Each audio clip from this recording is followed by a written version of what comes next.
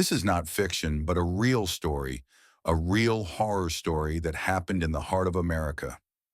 To a girl named Sylvia Likens, who was only 16 years old. Sylvia Likens was born in 1949 in Indiana.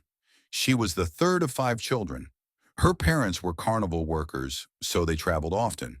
Because of this, Sylvia and her sister Jenny moved from place to place, staying with relatives or friends.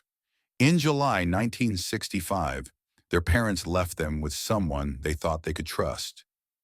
A woman named Gertrude Banaszewski. Gertrude was a single mother living in a rundown house in Indianapolis. She had seven children of her own.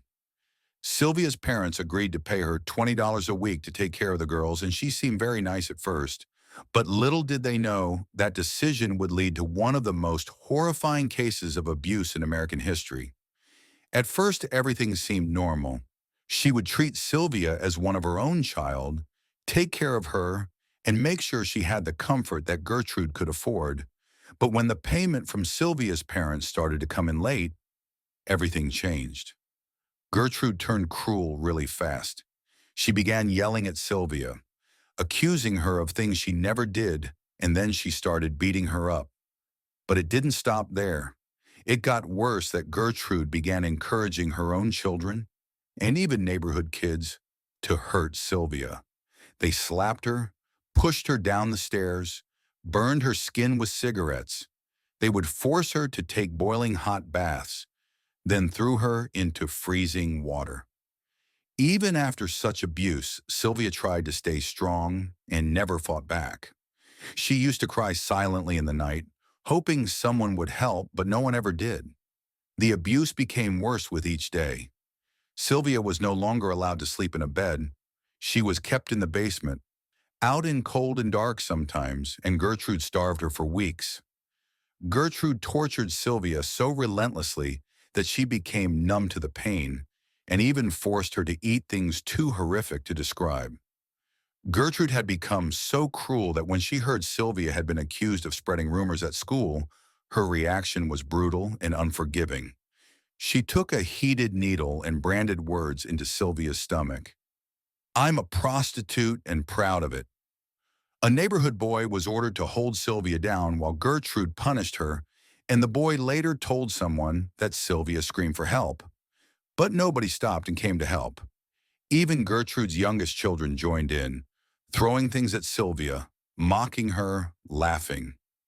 By October 1965, Sylvia was barely alive. She couldn't stand. Her body was covered in bruises, burns, open wounds. One of the last things she was forced to do was write a letter. Gertrude made her write it to her parents. It said that Sylvia had run away and gotten hurt by a group of boys. It was a lie, meant to cover up what really happened. Not long after that, Sylvia collapsed. Gertrude tried to clean her up, but it was too late. Sylvia Likens died from a brain hemorrhage, shock, and malnutrition. She weighed just 84 pounds. Her fingernails were broken from trying to claw her way out of the basement. Her lips were bitten, probably from the pain. When police arrived, they were shocked. They found Sylvia's body in a filthy house and dozens of children around.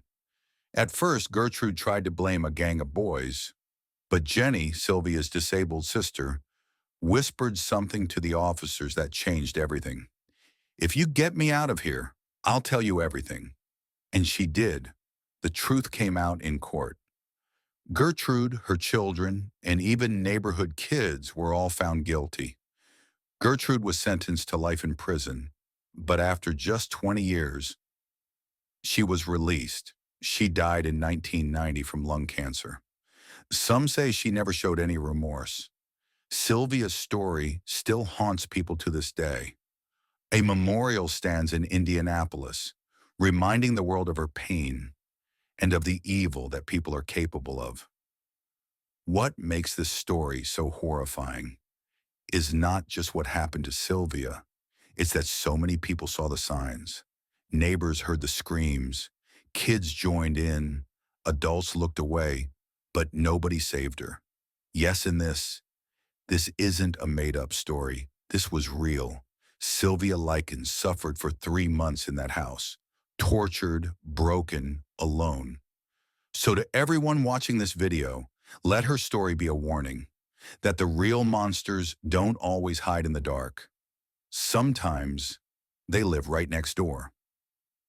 If you enjoyed this nightmare of a story, don't forget to like, share, and subscribe. Your support is what keeps these horrors coming. Thanks for watching. Until next time.